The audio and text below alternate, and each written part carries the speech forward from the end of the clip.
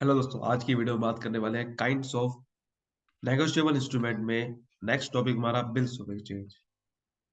Bills of exchange को हम बहुत ही अच्छे से समझने वाले हैं और ये वीडियो में आपको बहुत ही डिटेल में समझ आने वाला है। और बस आपको इस वीडियो को अगर आप एंड देख लोगे तो आपको दोबारा कभी समझने की जरूरत नहीं पड़ेगी बिल्स ऑफ एक्सचेंज के बारे में। सेक्शन 5 में समझने वाले हैं, ठीक है। तो लेकिन इससे पहले आपने प्रोमिसरी नोट की वीडियो नहीं देखी है तो आप देख सकते हो। आपको बिजनेस लॉ की प्लेलिस्ट में जाना है, बस सारी वीडियोस मिल जाएगी। चलिए बिना को तरीके शुरू करते हैं। तो सबसे पहले मीनिंग समझ लेते हैं बिल्स ऑफ एक्सचेंज का मीनिंग क्या है। देखो, जैसे कि प्रोमिसरी नोट क्या था, एक हम क्या करते हैं, एक ऐसा रिटर्न डॉक्यूमेंट होता है ना, जिसमें हम लिखते हैं कि आप मैं आपको पैसा दे दूंगा फ्यूचर में इस डेट को। आपने कोई सामान मान लो उधार में खरीदा, तो वो बनाता है फिर बंदा। तो फिर आपको एक प्रॉमिस करने के लिए कि मैं आपको इस डेट में पैसा दे दूंगा, उसके लिए प्रॉमिसरी नोट बनाना पड़ता है।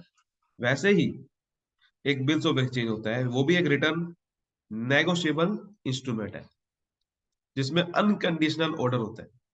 वो भी अनकंडीशनल था कि अनकंडीशनल आपको कुछ भी कंडीशन लगानी, पैसा दे दूंगा इस तारीख को, कोई कंडीशन नहीं होगी। वैसे ये भी एक रिटर्न होगा। फर्क ये है कि ये बनेगा क्रेडिटर के द्वारा। देखो, वो बनता था डेटर के द्वारा, यानी कि जो परचेज करता है कोई सामान उधार,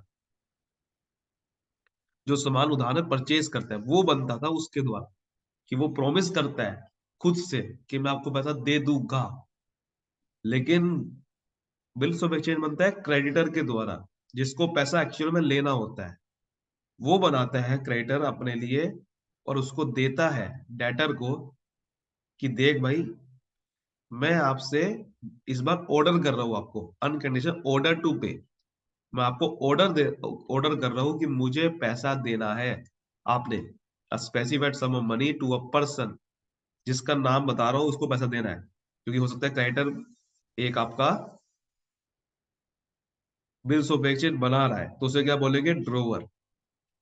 एक्चुअल में जो बनाता है बिल्स ऑफ एक्सचेंज उसे बोलते हैं ड्रोवर, और जिसको पैसा मिलता है उसे बोलते हैं पेई। अब मेरी बात ध्यान से समझना कैसे। पहले होता क्या है, क्रेडिटर बिल्स ऑफ एक्सचेंज बनाता है एक रिटर्न नेगोशिएबल इंस्ट्रूमेंट में, फिर वो प्रेजेंट करता है डेटर को। फिर वो अगर डेटर उसको एक्सेप्ट कर लेता है तो वो बिल्स ऑफ एक्सचेंज बन जाता है। डेटर ड्रॉई कहते हैं, क्योंकि जिसको पैसा देना होता है उसे ड्रॉई बोलते हैं। और ड्रॉई बेसिकली एक्सेप्टर बन जाता है अगर वो एक्सेप्ट कर लेता है। अब आप सोच लोगे पैसा तो क्रेडिटर को मिल रहा है, तो तीसरा बंदा कहां से आ गया, कोई पेई। देखिए, कभी कभी क्रेडिटर क्या होता है, क्रेडिटर खुद नहीं लिखता बिल, तो वो ड्रोवर से लिखवाता है और क्रेडिटर बन जाता है तीसरा बंदा। या फिर क्रेडिटर ही अगर ड्रोवर है तो वो कहता है कि मेरे बदले में कोई एक तीसरा बंदा है, सी, उसको आपको पैसा देना है। तो जिसको पैसा एक्चुअल में मिलता है तो वो पे ही बनता है। तो specified sum money to a person, उसको पैसा आपने देना है। और the holder of the instrument, या फिर जो भी होल्डर होगा। मान लो कि कोई इंडोर्स कर देगा, मान लो सी ने एंडोर्स कर दिया, एंडोर्स का मतलब समझ रहे हो ना, ट्रांसफर कर दिया किसी और पे बिल ये डी के। तो होल्डर कौन हो गया, डी, तो डी को पैसा मिलेगा।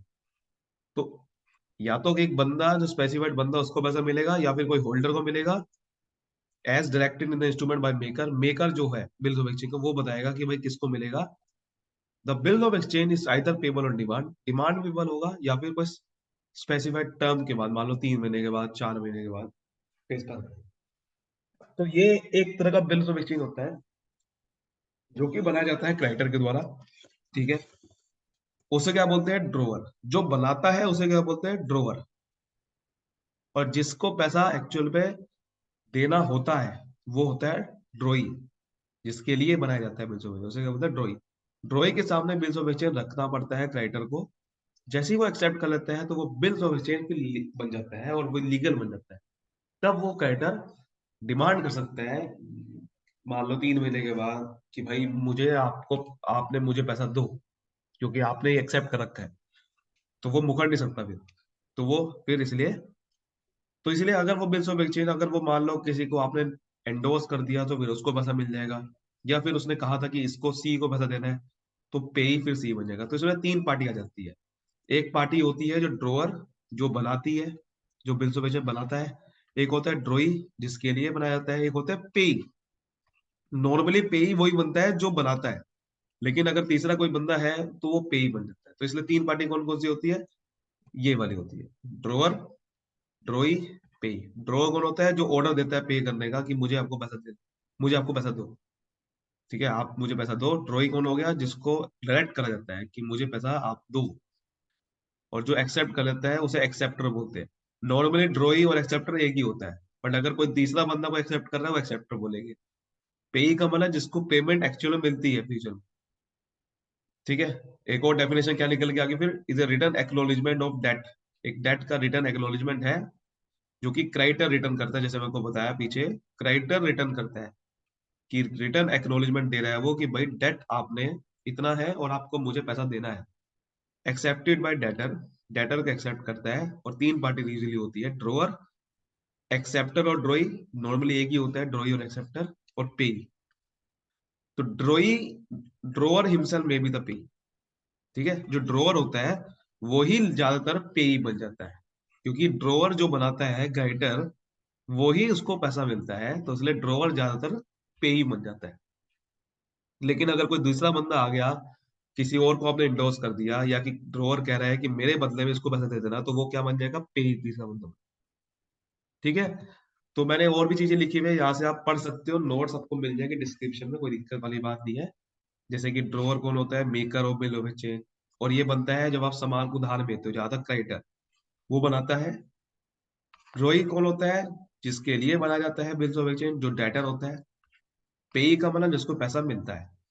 अब कभी कभार क्या होता है, पेई कैसे कैसे बन सकता है, पेई, अगर कोई ड्रोअर है जो कि बिल डिस्काउंट करवा सकता है बैंक से। डिस्काउंट का मतलब क्या होता है, मान लो कि ड्रोअर को पैसा चाहिए, और वो बैंक जा सकता है उस बिल्स ऑफ एक्सचेंज को लेके। मान लो कि बिल्स ऑफ एक्सचेंज की मैच्योरिटी, यानी कि जो पैसा मिलेगा उससे, वो 3 महीने के बाद मिलेगा, लेकिन आपको 1 महीने के बाद जरूरत है, तो बैंक जाके आप पैसा निकलवा सकते हो, लेकिन उसमें कुछ चार्जेस काटेगा बैंक वाला, उसे बोलते हैं डिस्काउंटिंग चार्जेस। तो इसीलिए उसको कहते हैं बिल को डिस्काउंट करवाना। जब बैंक उसको डिस्काउंटिंग चार्जेस काटता है, आपका बिल का पैसा डिस्काउंट कर देता है, कम कर देता है, तो उसे डिस्काउंटिंग चार्जेस बोलती है। तो वो पैसा फिर, तो जो पर्सन वहां पर डिस्काउंट करवाता है, फिर वो पेई बन जाएगा। सिंपल सी बात है ना, जो पर्सन डिस्काउंट करवाएगा। और अगर मान लो कि कोई बिल आपने किसी को इंडोर्स कर दिया in favour of creditor of the drawer, drawer कोई और था, मान लो कि ड्रोअर था ए, ड्रोअर ने क्रेडिटर को फिर इंडोर्स कर दिया, यानी कि जिसको एक्चुअल पैसा मिलना था। तो ड्रोअर कोई और था, क्रेडिटर कोई और था, तो ड्रोअर ने क्रेडिटर को इंडोर्स कर दिया, यानी कि ट्रांसफर कर दिया। तो फिर पे कौन बन गया, क्रेडिटर। नॉर्मली मैंने को बताया ना, क्रेडिटर ही बनाता है, लेकिन अगर मान लो क्रेडिटर नहीं बनाना बिल्स ऑफ एक्सचेंज, ड्रोअर कोई और है, बनाने वाला बिल्स ऑफ एक्सचेंज कोई और है, पैसा मिलेगा क्रेडिटर को, तो इसलिए क्रेडिटर क्या बन जाएगा, पे ही बन जाएगा। तो इसलिए तीन पार्टी कहते हैं इसलिए। कभी एक बार क्या होता है, ड्रोअर बनाने वाला कोई और होता है, लेने वाला कोई और होता है पैसा। तो this is the case. For example आपके सामने में बहुत सारे लिखे हुए हैं, जैसे कि, तो जैसे कि आपको देख सकते हो, नॉर्मली ड्रोअर और पे एक ही होता है, लेकिन कभी कभार अलग भी हो सकता है। मान लो ममता ने गुड्स बेचे उधार में ज्योति को 10,000 रुपए के, और ममता ने फिर बिल्स ऑफ एक्सचेंज बना दिया कि 3 महीने के बाद मुझे आपको पैसा, सॉरी आपने मुझे पैसा देना है। अब ममता क्या बन गई, ड्रोअर। ज्योति क्या बन गई, ड्रोई, क्योंकि उसको पैसा देना है। और अगर बिल ममता रखती है 3 महीने के बाद अपने पास, 10,000 रुपए किसको मिलेगी फिर, ममता को मिलेंगे, तो ममता बन जाएगी पे। लेकिन अगर ममता दे देती है ये बिल क्रेडिटर रुचि को, क्योंकि एक्चुअल में रुचि अगर क्रेडिटर थी, तो अगर ममता रुचि को दे देती है तो रुचि बन जाएगी पे। और अगर ममता ये बिल डिस्काउंट करा देती है, तो जो डिस्काउंट करवाएगा बैंकर, बैंकर मतलब जो डिस्काउंट करवाएगा बैंक जाके, वो बन जाएगा पे। समझ रहे हो बात को। तो इसलिए ममता यहाँ पर ड्रॉवर है, ज्योति ड्रोई है। और अगर ज्योति ने एक्सेप्ट कर लिया तो एक्सेप्टर है, बट अगर एक्सेप्ट अशोक ने कर लिया तो एक्सेप्टर अशोक बन जाएगा। तो इसके ऐसे केसेस होते हैं, कोई भी एक्सेप्टर बन सकता है, कोई भी ड्रॉई बन सकता है। समझ रहे हो बात को, चीजें समझ में आ रही है अच्छे से, बहुत बढ़िया। तो आगे बढ़ते हैं फिर। चलिए अब डेफिनेशन समझते हैं। अब सेक्शन 5 में जो डेफिनेशन लिखी है वो आपको बहुत अच्छे समझ में आ जाएगी, बिकॉज आप सब कुछ समझ चुके हो। तो ये चीज होती है, आपको अगर आप अच्छे से समझ में आ जाए तो सब कुछ समझ में आ जाता है। सेक्शन 5 में डेफिनेशन क्या लिखी है, बिल्स ऑफ एक्सचेंज एक इंस्ट्रूमेंट है जो कि राइटिंग में होता है, जिसमें अनकंडीशनल ऑर्डर होता है। ऑर्डर क्या मतलब, क्योंकि आप क्रेडिटर जो होता है वो ऑर्डर देगा ना कि आप मुझे पैसा दो, वहां पर प्रॉमिस होता है प्रोमिसरी नोट में, यह ऑर्डर है signed by the maker, maker के द्वारा साइन होता है, जिसमें डायरेक्ट करा जाता है एक सर्टेन पर्सन को कि मुझे सर्टेन सम ऑफ मनी देनी है आपने, ओनली टू, टू का मतलब जिसको पैसा देना है वो नाम लिखेगा, और to the order of certain person, या फिर ऑर्डर ऑफ सर्टेन पर्सन, यानी कि आप वो बताएगा कि भाई इसको पैसा दो, मेरे बदले में सी को पैसा देना है आपने, या फिर वो कहेगा ड्रॉवर कहेगा कि देखो आपको सी को पैसा देना है, या तो कहेगा मुझे पैसे देना है, या फिर कहेगा ऑर्डर ऑफ सर्टेन पर्सन कि इसको पैसे देना है। और टू द बियरर, बियरर का मतलब हो गया जिसमें नाम ही नहीं लिखेगा वो, बियरर का मतलब हो गया कि अब जिसको भी वो इंस्ट्रूमेंट मिल गया उसी को पैसा मिलेगा, उसमें किसी का नाम नहीं होगा, लेकिन अगर नाम लिख दे तो उसको पैसा मिलेगा, लेकिन जिसका अगर नाम नहीं होता बियरर कहते हैं उसे। तो यहाँ पर एसेंशियल कंडीशन क्या होगी कि राइटिंग होना चाहिए, साइंड होना चाहिए ड्रॉअर के द्वारा, तभी तो माना जाएगा वैलिड। तीन पार्टी होती है और वो तीनों पार्टी सर्टेन होनी चाहिए, उसमें सर्टेन नाम होने चाहिए कि ड्रॉअर कौन है पता होना चाहिए, साइन होनी चाहिए उसके ड्रॉई, उसका नाम होना चाहिए, पेई का नाम होना चाहिए, ये तीनों पार्टी के नाम होने चाहिए, नाम नहीं है तो गड़बड़ हो जाएगी। सम पेबल मस्ट बी सर्टेन, सम जो है कितना अमाउंट पे करनी है, मतलब 10,000 20,000 पक्का लिखा होना चाहिए, प्रॉपरली स्टैम्प्ड होना चाहिए Indian stamp account, Indian stamp act के अकॉर्डिंग, और it must contain express order to pay money and money, एक एक्सप्रेस ऑर्डर होना चाहिए मनी का, क्योंकि मनी के अकॉर्डिंग होना चाहिए, मनी ही पे करनी है, इसके बदले में कुछ वैसी अमाउंट नहीं होनी चाहिए, मनी के अलावा कोई तीसरी कोई ऐसा चीज नहीं है कि बार्टर सिस्टम नहीं चल रहा है, ठीक है, मनी ही सिर्फ उसी के फॉर्म में पे करना है, और एक्सप्रेसली बताए बिल्स ऑफ एक्सचेंज में। जैसे कि एक एग्जांपल आपको बताने वाला हूँ, उसमें आपको समझ में आएगा कि कौन सा बिल्स ऑफ एक्सचेंज नहीं है कौन सा है। कभी कभार हम रिक्वेस्ट करते हैं खाली, कि रिक्वेस्ट करते हैं कि आप मुझे पैसा दो, this is not a bills of exchange. जैसे कि अब मैं कह रहा हूँ I shall be highly obliged if you make it convenient to pay 1,000 रुपए टू सुरेश, कि मैं बड़ा आपका आभारी होगा कि अगर आप 1,000 रुपए सुरेश को पे कर दोगे, तो आप रिक्वेस्ट कर रहे हो, ऑर्डर थोड़ी कर रहे हो, तो वो नहीं करेगा फिर पे, तब क्या करोगे, this is not a bills of exchange. या फिर मिस्टर रमेश कह रहा है please that the bearer have 1,000 rupees, कि बियरर को आप 1,000 रुपीज दे देना, and place it to my account, और मेरे अकाउंट में जमा करा देना, and oblige, this is not a order, this is just a request. लेकिन अगर ये ऑर्डर कहेंगे, ऑर्डर ये होगा जिसमें आप पोलाइटली कह रहे हो कि प्लीज पे 500 रुपए टू द ऑर्डर ऑफ ए, कि आप 500 रुपए पे कर दो ए के ऑर्डर पे, ठीक है, this is this is the basically request, this is not a request, this is order, आप ऑर्डर कर रहे हो 500 रुपए पे कर दो, और ये फिर कह रहे हो mister A will oblige mister C by paying to the order of P. इसका क्या मतलब है, ध्यान समझो बात को। जैसे कि आपने कहा कि भाई मिस्टर प्लीज पे 500 रुपए टू द ऑर्डर, कि ऑर्डर ए के ऑर्डर के लिए आप 500 रुपए पे कर दो, है ना। एक है कि आप कह सकते हो मिस्टर ए बड़ा ओब्लाइज फील करेगा मिस्टर सी के लिए, कि अगर आप ऑर्डर ए के लिए पैसा पे कर दोगे by paying to the order of A, order P, ठीक है ना, पी के ऑर्डर के लिए आप पैसा पे कर दोगे, तो ये बेसिकली इसका मतलब पी कौन है, पी क्रेडिटर था, और बनाने वाला कोई और है, ड्रॉअर कह रहा है ये बात, mister A will oblige mister C by paying to the order of P, P के लिए आप मुझे पैसा पे कर दोगे, मिस्टर ए बड़ा ओब्लाइज फील करेगा, ठीक है ना। The order must be unconditional, last condition क्या है कि ऑर्डर कंडीशनल नहीं होना चाहिए, कि ऐसा ना हो कि मैं ये कह रहा हूँ कि ये पैसा तभी पे करोगे जब आप ये कंडीशन फुलफिल हो, कि मान लो कि मैं कह रहा हूँ कि आप मुझे 1,000 रुपए का सामान और बेचोगे तभी पैसा पे करोगे, या फिर पैसा तभी पे करोगे जब उस दिन मूड सही होगा, ऐसा कुछ कंडीशन नहीं होनी चाहिए, ठीक है। डिस्टिंक्शन समझ लेते हैं कि बिल्स ऑफ एक्सचेंज और प्रोमिसरी नोट में क्या डिफरेंस है। सबसे पहले वही चीज है ना, यहाँ से आप पढ़ सकते हो, सारे नोट्स आपके पास है। नंबर ऑफ पार्टीज, भाई आपको प्रोमिसरी नोट में तीन पार्टी थोड़ी होती है, दो पार्टी होती है, वहां तीन है। Payment to the maker, promissory note में किसको पैसा पे करते हो, मेकर को नहीं, मेकर बनाने वाला कोई और है, मेकर पैसा पे नहीं करते हो मेकर को, बल्कि मेकर तो पैसा देता है, हाँ, प्रॉमिस कौन करता है वहां, मेकर करता है। लेकिन बिल्स ऑफ एक्सचेंज में एक्चुअल में पैसा उसी को मिलता है, ड्रोवर ड्रोवर को मिलता है या फिर पेई को मिलता है, जहां तक पेई और ड्रोवर एक ही बात होती है। Unconditional promise, promise in note, unconditional promise होता है वहां पर मेकर के द्वारा, ठीक है। वेयर बिल्स ऑफ एक्सचेंज में अनकंडीशनल प्रॉमिस होता है टू द ड्रॉई। अब यहाँ पर बस नाम बदल गया ना, यहाँ पर ड्रॉई के लिए अनकंडीशनल प्रॉमिस होता है, ठीक है, to pay according to the direction of drawer. और यहाँ पर मेकर के द्वारा होता है। वहां पर ड्रॉई को होता है अनकंडीशनल ऑर्डर होता है, वहां यहाँ प्रॉमिस नहीं होता। वहां पर प्रॉमिस होता है प्रॉमिस नोट में, यहाँ पर ऑर्डर क्या देता है, अनकंडीशनल। यहाँ पर अनकंडीशनल ऑर्डर देते हैं हम कि आपको पैसा देना है मुझे, वो प्रॉमिस होता है बस, अनकंडीशनल। यहाँ पर प्रायर एक्सेप्टेंस की बात करें तो बिल्स ऑफ एक्सचेंज में प्रायर एक्सेप्टेंस लेनी पड़ती है पहले। पहले आपको बिल प्रेजेंट करना पड़ता है, किसको, ड्रॉई को। पहले वो एक्सेप्ट करे, तब जाके बिल्स ऑफ एक्सचेंज बनता है ना। यहाँ पर ऐसा कुछ नहीं था प्रोमिस नोट में, ठीक है ना। इसमें अगर बात करें तो मेकर की जो लायबिलिटी थी प्रोमिस नोट में, वो प्राइमरी थी, कि उसी की लायबिलिटी है, उसी को पैसा देना है, प्राइमरी है और एब्सोल्यूट है। बट यहाँ पर लायबिलिटी जो है वो ड्रॉअर की सेकेंडरी है, क्योंकि हो सकता है ड्रॉअर जो होता है वो ड्रॉअर पैसा लेने वाला नहीं है। ड्रॉअर बना रहा है बिल, पैसा कोई और लेगा इसमें, क्रेडिटर या फिर जो जिसे पेई बोलते हैं, पेई के ऊपर एक्चुअल में सेकेंडरी, इसलिए ड्रॉअर के ऊपर सेकेंडरी लायबिलिटी है। प्राइमरी किसके ऊपर है, पेई के ऊपर है, कि पेई को पैसा मिले, ठीक है ना। सो लायबिलिटी सेकेंडरी किसके ऊपर है, ड्रॉअर के ऊपर है।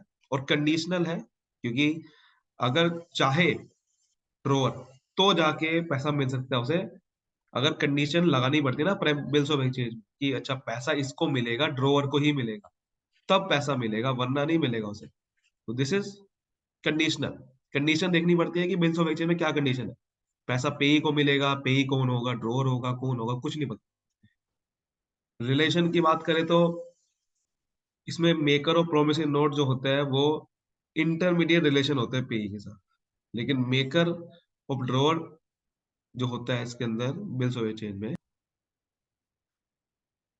मतलब देखो क्या निकल के आ रहा है इसका, कि अगर जो जो मेकर होता है प्रोमिसिंग नोट में, वो इंटरमीडिएट रिलेशन बनता है। मतलब जो एक्चुअल में मेकर है और जो पेई है उनका रिलेशन बड़ा सिंपल सा होता है, इंटरमीडिएट होता है, कि ये इसको पैसा देना है, पेई को, मतलब मेकर ने इसको पैसा देना है पेई को, और पेई को बेसिकली पैसा लेना है मेकर से।